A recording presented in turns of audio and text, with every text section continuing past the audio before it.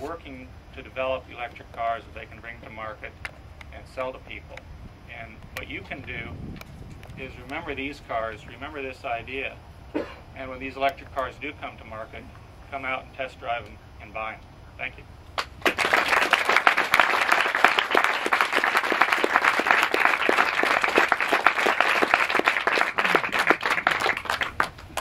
I'm Ed Begley.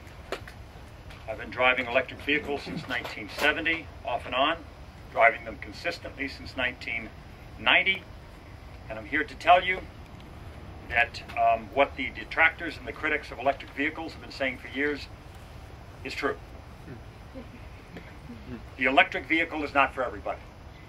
Given the limited range, it can only meet the needs of 90% of the population.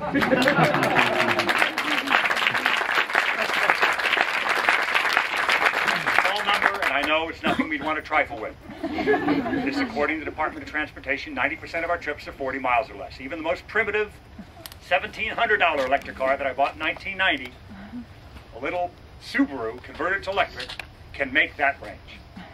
On to the second thing I wish to agree with the detractors of electric vehicles on. Electric vehicles are not pollution-free. As you heard up here from an engineer from Caltech, Wally, Rippel, they only put out 1% of the pollution of a normal internal combustion car. So there's only a 99% reduction in pollution. They are not pollution-free. Third, and I think the thing that's the most important, they are slow. They are slow vehicles. Now I know that when all the governors were removed on a test track, it could go 193 miles per hour. What was it clocked at? Something like that. 100 in the high 100 mile per hour range. But with the governor on, this car is only capable of going 80 miles per hour. Now, I know, like many of you out there, I went to self-esteem classes and tried to, get testosterone shots and what have you to build up my self-worth, because I could only go 80 miles per hour on the 101, which is posted at 55. And if you also want to have anything to back up these three claims that I've just made, first of all, the Department of Transportation will verify that 90% of our trips are 40 miles or less. So there's that number. The other one, besides Wally, I had heard 97%. I'm very happy to hear it's a 99% reduction in pollution from the power plant, which you must figure. And for those of you out there, I've been hearing for years, since I've been driving these in 1990 regularly, people have said, oh, they make every bit as much pollution to power plants. I said, please, send me that study. I want to see that study, because I've seen the other study, the one that's a very credible study about all the less, this has been since 1990, I've been asking, I haven't seen a credible or an incredible study yet that tells me it's the same pollution. And if you want to do a back of the envelope calculation, just think about it for a second. You get a free ride at night, gang. Unless you all tell me you work at a 24-hour donut shop or a all-night pharmacy, most people sleep at night and drive during the day. So at nighttime, you're getting a free ride. Indeed, there are shedding facilities, as Wally said, that pump water uphill at night so they can let it flow downhill again during the peak hours. So at nighttime, you get a free ride. Also, the pollution controls in a power plant, it's much easier to control one smokestack than it is a million tailpipe. That also is true. And also, a lot of people here are going to know the answer to this. How do you make 25%, how do you use 25% of your gasoline in every internal combustion car out there? Because it's stopped. You're idling. You're either slowing down, sucking that gas in the manifold, or sitting at a stop sign, or sitting in traffic, or sitting at a light. All those efficiencies together, just back of the envelope, you're going to be able to figure, you can do your own study, it's much, much less pollution. That's the present day. What about the future?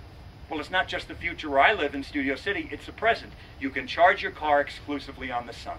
You can do it at the Santa Monica charging facility, which I'm going to when I leave here. You can charge the car in the sun. You can sign, if you don't have a rooftop for that, you can sign up for Green Power for Green LA today and buy kilowatt for kilowatt. They don't run a special line to your house, but they keep track of every kilowatt used, and they buy new renewables out in the marketplace, kilowatt for kilowatt, what you use from the Green Power program. These are wonderful cars. It's so unfortunate that they went away, and it's amazing to me. It's also true what the people at GM have said. They said we spent $1 million in this campaign, and people didn't show. Well, let me address that. I've taken a personal poll since I've been driving these cars, driving this particular car in 1996 at different cocktail parties and different events and what have you. Intelligent people. I said, anybody know that I drive an electric car? Every hand goes up. Anybody knows where I got it? Not one. I'm still waiting. I mean, once in a while there's somebody who has an EV1 and they know, but people, they had a little tiny ad as big as my pinky nail that had the word the Saturn logo on it for years. And people didn't know, you know, if you're trying to sell anything, razor blades, available to Costco, long drugs, you know, you tell them where to buy it. But let me also go a step further. Thousands of people, and we delivered these names and addresses or email addresses to Alan Lloyd at the Air Resources Board. Thousands of people, like a rat through a maze, found out where they have this car. When I heard from a friend who has one, they have them at the Saturn dealer. They went there, they told one of two things. They're told, A, we don't have them, or B, you don't want that car. Let me show you another car. There's thousands of cars right there. So I hope this car continues in another incarnation, in another manufacturer. It was a terrific car, and I thank you all for attending.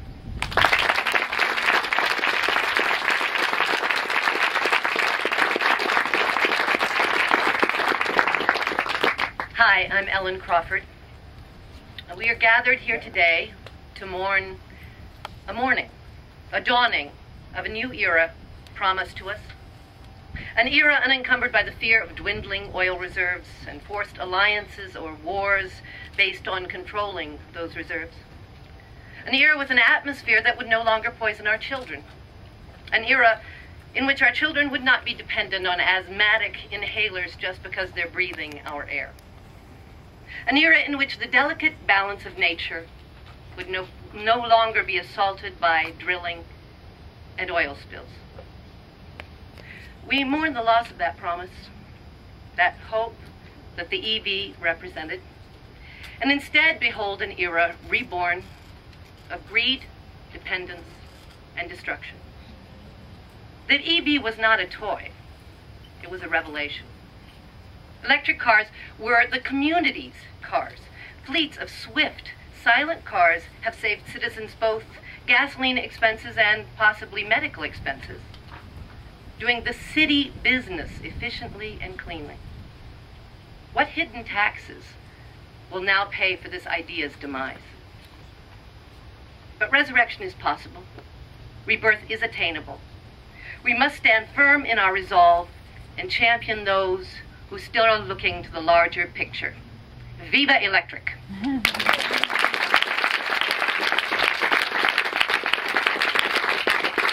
Hi, my name is Alexandra, electric car driver since 1989, EV1 driver since 1996. We are here not only to mourn the death of the EV1 that died too young by the hands of General Motors, but we are here to celebrate the life of this incredible vehicle, a technological marvel that gave us hope.